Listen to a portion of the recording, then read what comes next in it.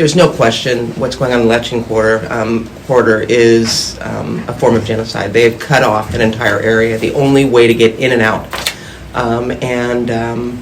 I've seen reports and I've seen people interviewed talking about no food, inability to get medical care, and this is wrong. And we have to stand up, and we have to stand up for the people who right now are suffering. They are cut off, and we are their last hope. And so I'm hoping, and I'm confident that with my colleagues on this board, all five, are going to support the fact that we need to stand up with the people of Artsakh, and we need to say, we are not going to stand by and let this happen. We are calling on the Biden administration to represent. You've got the largest diaspora here in the United States, and in this county of Armenians. And we have an obligation to represent the people of the United States who have family and loved ones over there that are suffering. And we can't make the same mistakes in the past. We are going to be recognizing the Armenian genocide again this year. This is what someone said, genocide take two. It is once again happening.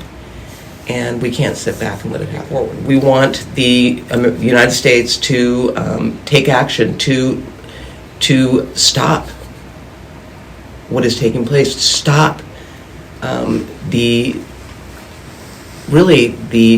form of terrorism that they're doing by not allowing food and medical equipment to come in and out.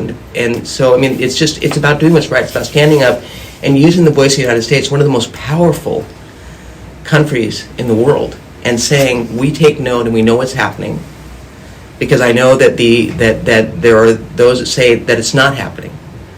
Our eyes do not lie.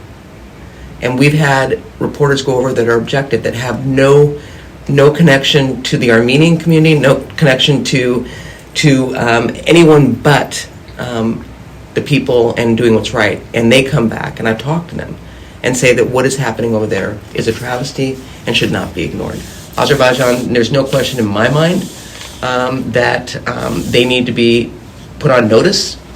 And if they do not take note, then we have to take action. And action is not necessarily war. It can be financial. It can be take sanctions against Azerbaijan and let them know that we are not going to provide any financial support to your country as long as you continue to do what you're doing. You know, I'm honored to serve on a board where the first time in my memory, all five have been involved. I mean, I always take the lead because I do represent the largest diaspora here in the 5th District.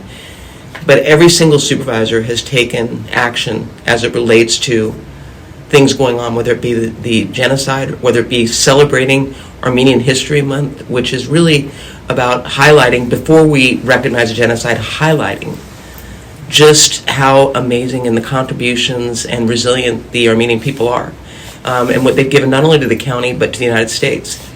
And I do that one with Janice Hahn. With Supervisor Solis, we recognize the genocide. Holly Mitchell, we've done motions as it relates to Artsakh before. I mean, we keep using our voice.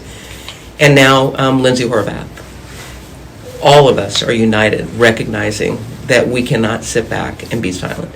And I'm confident, knowing that the city of LA has taken this action, and knowing that others are going to, that President Biden, you know, it could be as simple as letting the perpetrators know that we are aware of what's going on and stepping in. I have been following this situation for quite some time. Prior to my service as a supervisor, serving as a council member and mayor in the city of West Hollywood, I have stood strong with our Armenian American community, recognizing that the Armenian genocide long before anyone was willing to say so publicly, making sure that we lowered our flags and stood in solidarity with our community, that we uplift our Armenian American community and stand in solidarity in protecting human rights.